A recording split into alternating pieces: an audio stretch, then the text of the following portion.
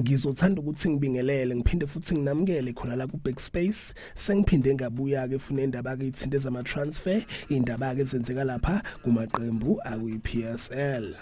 Ngizothanda ke lambukeli ukuthi ngithinteke indaba yomdlalwayo ke lapha eKaizer Chiefs, yena ke lapha uYusuf Maart.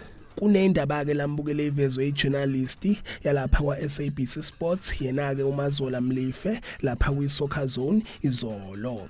Uveza ukuthi ke isekhukhune United bamonitor yena ke lapha uYusuf Maart.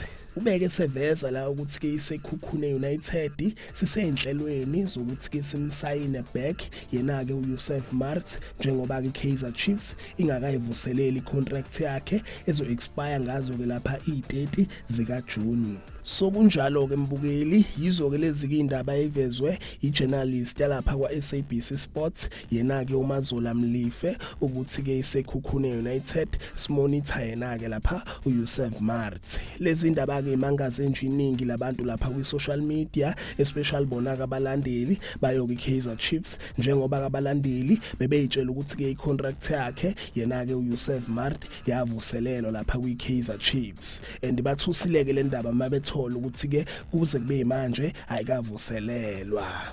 And kwatrenda ke lapha kwi-social media kwakunama rumors amahebezi ukuthi ke iKaizer Chiefs ivuselelile ke lapha i-contract yakhe yena ke uYusuf Maart. Injalo ke mbukeli, ngizobuya ke nama-updates ngodaba lakhe kuMaart, ngidluleke mbukeli ngelapha kwindaba ke thinta iBhakaniya.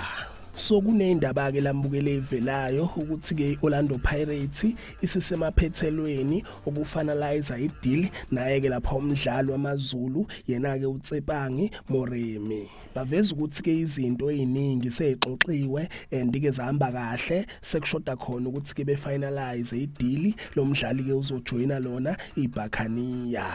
Sinjalo ke mbukeli, yizo ke lezi indaba ade ngiphathele zona, indaba ke zama transfer. Cela ke mbukeli ungakhohlwa ukuthi ke ulike and usubscribe. Ake ngithi ke nje danke, ngiyazi bongela.